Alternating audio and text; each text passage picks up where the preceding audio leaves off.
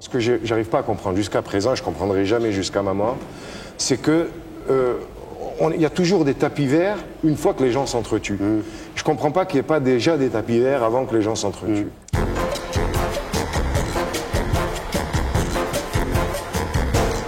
À cette époque-là, est-ce que tu sentais que tu vivais les derniers temps d'une période paisible? Ah oui. Ouais. Déjà, c'était bien endommagé, quoi. C'est-à-dire que tout était bouleversé. On était en pleine guerre, quoi. Hein. Par exemple, on avait des copains, on se donnait rendez-vous et on faisait les comptes le soir. On ne savait pas si on allait rentrer chez nous le soir à la maison. C'était aussi dramatique que cela.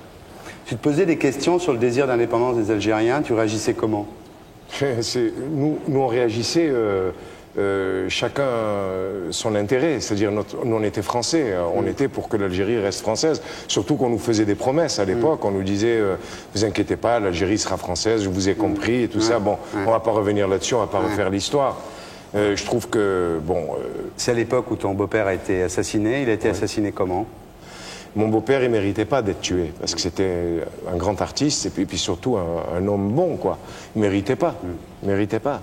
Puis il a été tué par un inconnu, tout ça parce qu'il était le représentant de la communauté juive de Constantine, et que les Algériens, en le tuant, ils avaient signifié à tous les juifs de Constantine, et puis même aux pieds noirs de Constantine, qu'il fallait partir. Quand ils nous ont tué tonton Raymond, qui était mon beau-père, ils avaient tué notre sève et les fondations même de notre communauté. Les Algériens étaient jaloux un petit peu de la nationalité française des Juifs d'Algérie qui datait de la fin du siècle dernier avec le décret Crémieux, c'est ça, non? Quand le Crémieux a décrété que les Juifs devaient être français, je ne comprends pas pourquoi il n'a pas fait le même décret pour tous les habitants de l'Algérie et qu'après on a dû subir les conséquences. De toute façon, tous les gens nous jalousent, à nous, la communauté juive. Que ce soit les gens d'extrême droite, les fascistes, ne pouvaient pas nous voir parce que y en a qui réussissent chez nous. Alors on généralise facilement. Évidemment, c'est les juifs qui réussissent mieux que les autres. Et puis, ceux qui ne pouvaient pas nous voir, ils avaient comme prétexte, ils disaient oui, évidemment, ils sont chouchoutés par le gouvernement français, ils sont plus français que les musulmans. Alors ils nous ont divisés pour que les autres règnent. À la mort de ton beau-père, tu jures d'épouser Suzy?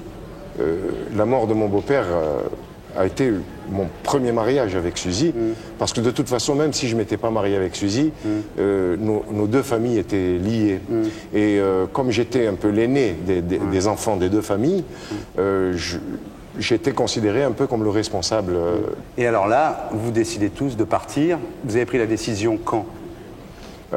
Tout de suite, quand mon beau-père a été tué, le temps de l'enterrer, j'étais obligé de partir aussi. Comme on dit, c'était la valise ou le cercueil, quoi. C'était ça, c'était la valise et le cercueil, malheureusement. Ouais, malheureusement, oui. On aurait pu éviter l'indépendance de l'Algérie? C'est pas seulement l'indépendance qu'on aurait pu éviter, mais au moins les morts. Moi, ce que j'arrive pas à comprendre jusqu'à présent, je comprendrai jamais jusqu'à ma mort, c'est que il y a toujours des tapis verts une fois que les gens s'entretuent. Je comprends pas qu'il n'y ait pas déjà des tapis verts avant que les gens s'entretuent.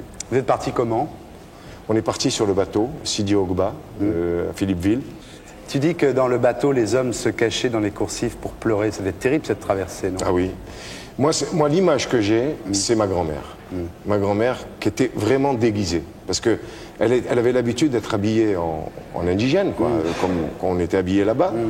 Et puis là, elle était habillée avec une robe, elle ressemblait à une vraie Française, quoi. Et je la vois encore avec ce tailleur de couleur marron foncé. C'était plus ma grand-mère, c'était une autre femme. Vous avez emporté quoi? On n'a rien emporté. Je me rappelle que ma mère et ma belle-mère ont dû retourner pour prendre des choses précieuses de là-bas. Mais quand on est parti, on n'avait pas eu le temps de ramener quoi que ce soit. Un peu de terre, vous avez emporté? Non. Même pas? Non, non. Et c'est sur le bateau que tu composes « Adieu mon pays ». Oui. Tu veux pas nous faire un petit bout?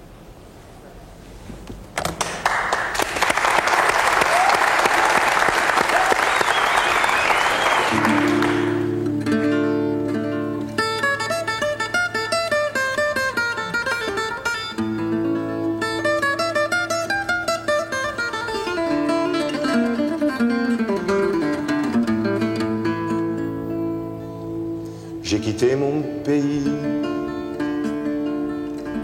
J'ai quitté ma maison, ma vie, ma triste vie se traîne sans raison.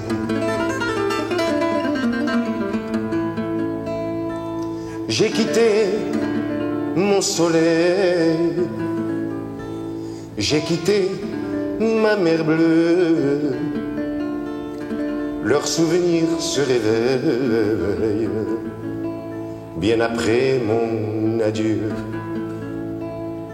Soleil, soleil de mon pays perdu, des villes blanches que j'aimais, des filles que j'ai jadis connues. J'ai quitté une amie, je vois encore ses yeux mouillés de pluie, de la pluie.